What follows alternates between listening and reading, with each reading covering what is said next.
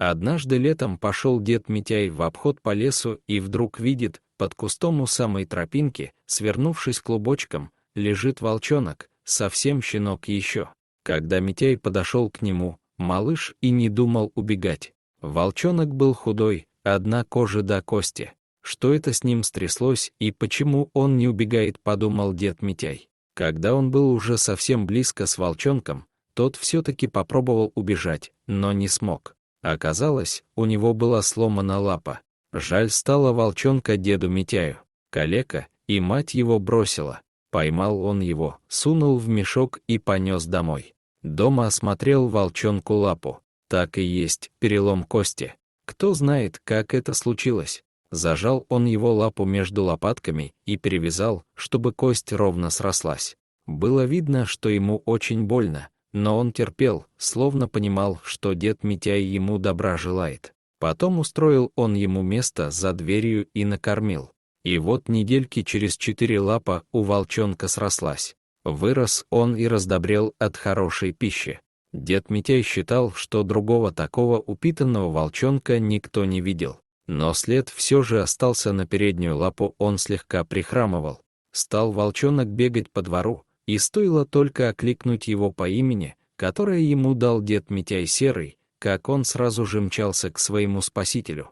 Ел из его рук, сопровождал в лесу, как собака, и послушно возвращался домой. Совсем стал ручным Серый. А тут еще волчонок подружился с соседским мальчиком Алешкой. Они оба были еще маленькие, поэтому интересы и игры у них были общие. Так и жил волчонок целый год у Митяя, а Алешка каждый день приносил своему другу разные вкусняшки. Но вот однажды Серый пропал. Нигде его не мог найти дед Митяй, сколько ни искал. Должно быть, заговорила в нем его дикая натура, и ушел он туда, где и положено жить волку, в лесные просторы, нападая на косуль, зайцев и другую животину. Алешка долго плакал по своему другу. Митяй успокоил мальчонку и сказал, что когда он немного подрастет, то привезет ему из города щенка-овчарки. Прошло 2 года, и Митяй уже совсем позабыл про своего серого друга. Жил себе помаленьку в деревне, и вдруг однажды прибегает заплаканная Мария, мать Алешки, и говорит, что ее сын пропал. С утра ушел гулять и пропал. Может, в лес ушел по ягоды и заблудился. Мария побежала собирать людей на поиски сына, а дед Митяй собрал свои охотничьи снаряжения и пошел в лес искать Алешку. Потеряться мальчику было негде, кроме леса. Через 4 часа поисков вдруг слышит Митяй. Из чащи кто-то бежит, несется со всех ног, с шумом ломая ветки совсем уже близко.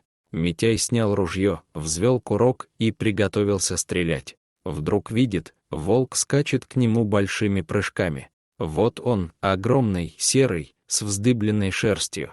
Он заметил Митяя. На миг замер на тропе и злобно сверкнул глазами. Митяй уже прицелился, но когда волк сделал еще один прыжок, он заметил, что волк хромает на переднюю лапу. Тут у него мелькнуло в голове Серый, и еще с нацеленным ружьем.